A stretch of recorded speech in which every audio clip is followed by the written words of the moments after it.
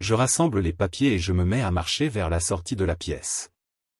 Mes pas sont hésitants, mais je sais que je dois continuer, que je ne peux pas abandonner maintenant. Le silence qui m'entoure est presque assourdissant, mais je continue à avancer, guidé par les indices que j'ai trouvés. Je ne sais pas où cela me mènera, mais je sais que je dois le faire. Je jette un dernier regard sur les papiers dans ma main. Le dernier indice, celui qui était jusqu'à présent vierge. C'était maintenant une simple phrase, écrite en lettres majuscules. Ils sont toujours là avec toi. Je me sens frissonner, comme si quelque chose me glaçait le sang. Qu'est-ce que cela signifie? Qui sont-ils? Je sens la peur s'insinuer en moi, mais je suis déterminé à aller jusqu'au bout. Je suis en train de suivre les indices sur les bouts de papier, cherchant désespérément une issue pour sortir de cet endroit cauchemardesque. Soudain, j'entends un bruit sourd derrière moi. Je me retourne et je vois une entité terrifiante qui se rapproche de moi à une vitesse folle. Je commence à courir pour sauver ma vie, tout en essayant de suivre les indices sur les bouts de papier que j'ai trouvés. La créature semble être partout, me poursuivant à travers les couloirs et les pièces sombres. Je commence à perdre espoir, pensant que je vais être piégé dans cet endroit pour toujours. Mais je ne suis pas prêt à abandonner. Je me rappelle des messages étranges sur les bouts de papier, des messages qui semblent être des indices pour m'aider à sortir de là. J'essaie de me concentrer sur ces messages, de les comprendre et de les suivre, même en courant pour ma vie.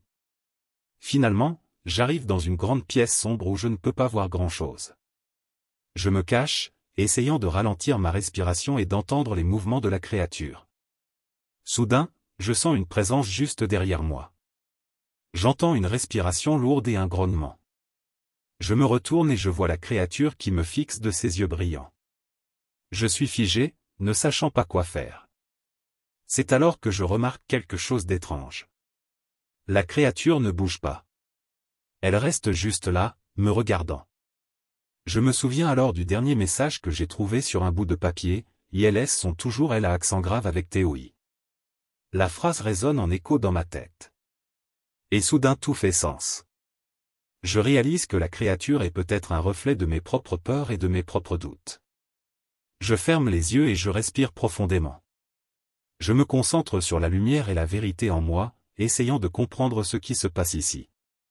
Quand je rouvre les yeux, la créature a disparu. À sa place, il y a un bout de papier, encore une fois signé de mon propre nom. Soudain, une voix familière résonne dans ma tête. C'est une voix que je connais bien, mais qui ne m'appartient pas. Elle m'explique que tout ce que j'ai vécu dans les backrooms n'est qu'une création de ma propre double personnalité. Cette dernière a été créée par moi-même en restant trop longtemps dans les backrooms, et elle s'est manifestée pour m'aider à espérer. La voix me dit que les entités que j'ai rencontrées ne sont en réalité que le reflet de mes peurs et de mes angoisses. Elles n'ont aucun pouvoir sur moi, sauf si je leur donne ce pouvoir en croyant en elles.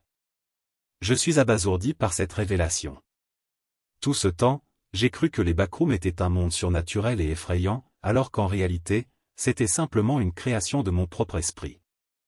J'ai passé des jours, voire des semaines, à errer dans cet endroit sans fin, cherchant une sortie qui n'existait peut-être pas. Je ressens un mélange de soulagement et de tourment en comprenant que tout cela n'était que le fruit de mon imagination. J'aurais préféré croire que les backrooms étaient un endroit réel et que je pourrais finalement en sortir. Maintenant, je réalise que je suis seul, perdu dans mes propres peurs et angoisses.